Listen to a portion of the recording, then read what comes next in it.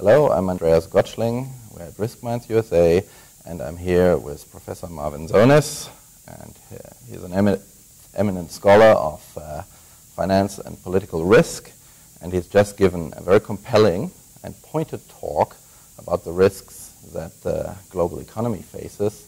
Professor Zonis, would you care to elaborate a little bit on your first-order risks, given that the differentiation between first-order and second-order risks was so large, and there is already a huge number of first-order risks? You mentioned certainly Europe, China, political situation in the US. How do you think it will play out over time? Because while risks generally can be hard to compare in size, there's a time component that will determine the global capital flows, and that is what probably most people in the room were worried about. Right. There is one additional risk I would say that we should mention, and that is the difficulty we face in the Israeli approach to Iran.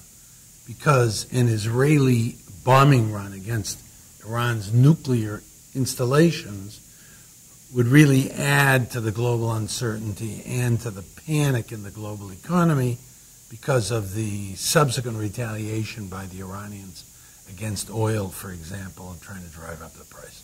So you're absolutely right that the four great primary risks, which is China, which is the United States, which is Iran, and which is Europe, all will affect global capital flows. On balance, I tend to be fairly optimistic.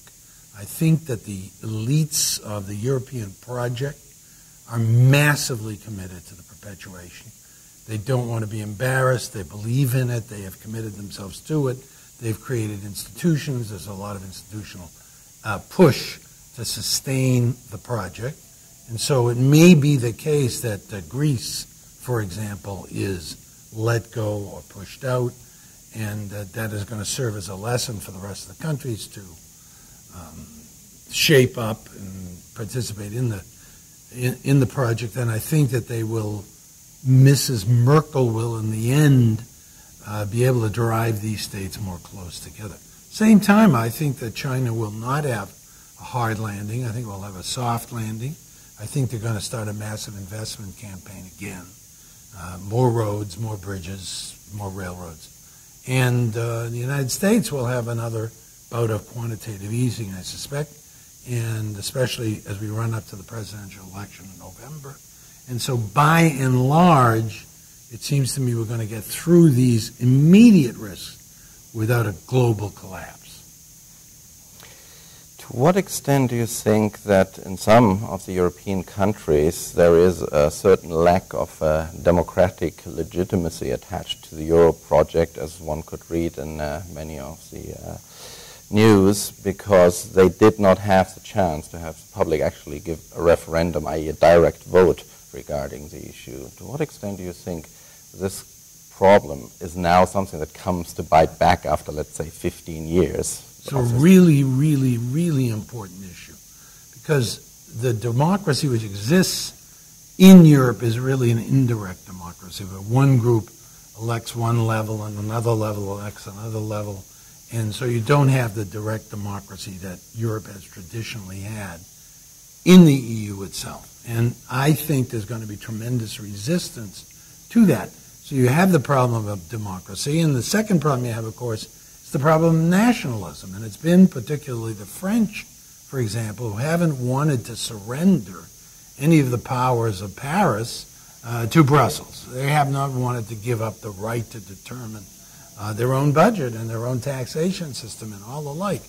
And so you have tremendous national obstacles, both democratic and national sovereignty issues, that mitigate against the model that Mrs. Merkel is advancing for a tighter fiscal and budgetary union. Given those type of constraints, and generally if it comes, at least in some countries I'm aware, it would become a problem with the very foundation on which the country is laid in the legalistic framework, is there time to change it in time, in your opinion, to actually manage a closer shape-up? Because from all I can see is unless they do something relatively quickly, it's going to be too late anyway. It's not going to wait for them.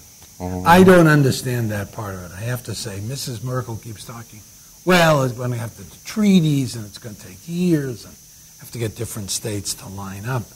And when she says that, even though she advances the idea of the fiscal union, I don't know what she has in mind for the interim, exactly what you just suggested.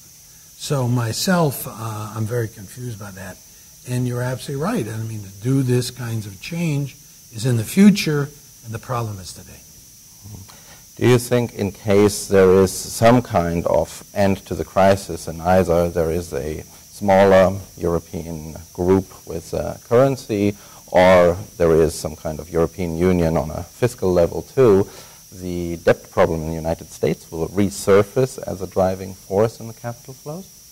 It would be really interesting. I am hoping that by the end of the election in November, and by the end of the year 2012, there will be some indication that the Congress and the President are ready to do something about the U.S. deficit. So I think that the U.S. deficit has a long way to run at present levels, as long as there's an indication that there's a plan and a commitment to do something about it down the line. So there's no immediate problem. The problem is, if you don't have a plan and you're just going to run this out forever, that's a problem. Oh. And one of the things I was so disappointed by Simpson-Bowles, which was the commission, former Senator Simpson and Erskine Bowles, who ran the White House for Bill Clinton and had this bipartisan commission on the deficit of the U.S., issued their report, and one of the things I was so disappointed by was that the President didn't support it. He didn't support it for political reasons rather than he thought it was a bad idea, but it really took the wind out of the sails. Had he supported that long-term commitment to do something about the deficit, I think we'd be in a very different position. Thank you very much. Thank you. Great.